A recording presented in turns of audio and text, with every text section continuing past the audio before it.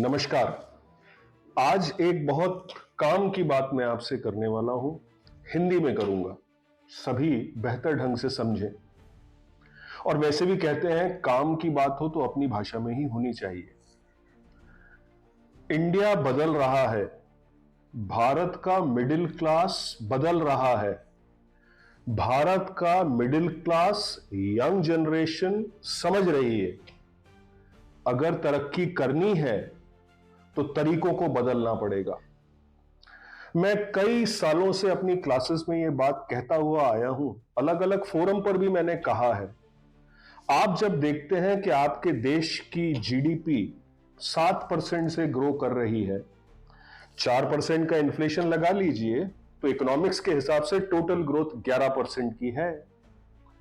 अगर 11% से देश की आमदनी बढ़ रही है तो मेरी आमदनी क्यों नहीं बढ़ती? ये प्रश्न सबके मन में था, कई वर्षों से था, और मैं कहता आया हूं यह प्रश्न बना रहेगा अगर उत्तर को आप नहीं खोजेंगे। उत्तर क्या है? 11% से अगर देश की आमदनी बढ़ रही है तो वो आमदनी बढ़ाने वाले कौन हैं? इस देश के बिजनेसेस, इस देश की कंपनीज, इस देश का व्यापार।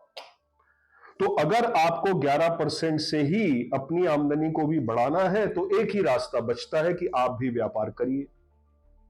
पर आप कहेंगे कि भाई मैं तो कोई नौकरी करता हूं, मैं अपना खुद का व्यापार करता हूं, मैं कोई और व्यापार कैसे कर सकता हूं?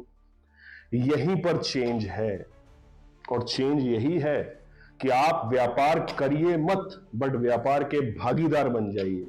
और वो भागीदार बनने का तरीका क्या है कि आप किसी चलते हुए व्यापार को ही खरीद लीजिए। पूरा तो नहीं खरीद पाएंगे, एक हिस्सा जरूर खरीद सकते हैं। उसी को कहते हैं हम इक्विटी मार्केट।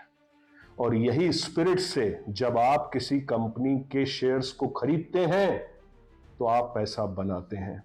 अब सवाल यह है कि आपको यह भी पता था कि मुझे व्यापारिक समझ नहीं है, मैं तो कुछ और करता हूं, मैं व्यापार को ढूंढ नहीं सकता कि कौन से व्यापार अच्छे हैं और मैं उसमें पैसा डालूं या भागीदार बनूं। तो उसका रास्ता क्या था कि आपके देश में कई फंड मैनेजर्स हैं, उनको अपना पैसा दे दीजिए, वो इस बात को जानते हैं और आपके पैसे को सही व्यापार में लगा देंगे, जिसको हम म्यूचुअल फंड्स के नाम से जानते हैं। तो ये तो मैंने आपको प्रस्तावना दी। अब मैं आता हूं कि पिछले 8-10 सालों से जो मैं ये बात कह रहा हूं, ये होते हुए अब दिख रही है।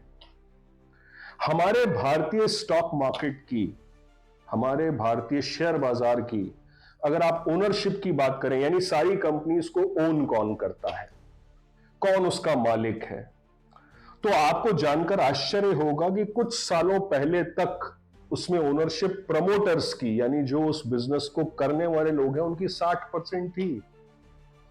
और अगर आप विदेशी निवेशकों की बात करेंगे तो उनकी जो उसमें ओनरशिप थी वो लगभग 25% के ऊपर थी। जो रिटेल निवेशक, यानी जो बहुत पैसा रखते हैं, जो इस मार्केट को समझते हैं और खुद व्यापार को खरीद लेते हैं, वो भी काफी लोग थे। अब मैं आपको बताता हूं डेटा में चेंज क्या है। जो प्रमोटर्स की ओनरशिप है वो घटकर हो गई है 40%। मैं बात कर रहा हूं मार्च 2026 की।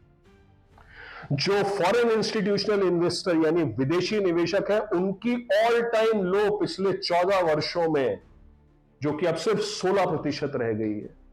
रिटेल निवेशक यानी जो पैसे वाले लोग हैं, हम कहते हैं कि कॉन्सेंट्रेशन ऑफ इकोनॉमिक वेल्थ है, कुछ ही लोग अमीर हो रहे हैं, उनकी भी ओनरशिप पिछले 5 सालों में, विगत 5 सालों में सबसे कम 7% पर है। तो बढ़ी किसकी है? म्यूचुअल फंड्स की। म्यूचुअल फंड्स में आपको जानकर आश्चर्य होगा कि अब हम ऑल टाइम हाई पर हैं। 11% मार्केट को ओन करने वाले हमारे म्यूचुअल फंड्स हैं। और म्यूचुअल फंड को कौन ओन करता है? आप और मैं। यानी अब इस देश के व्यापार, इस देश की तरक्की में हम भागीदार हैं। ये हो रहा है और ये होना ही था।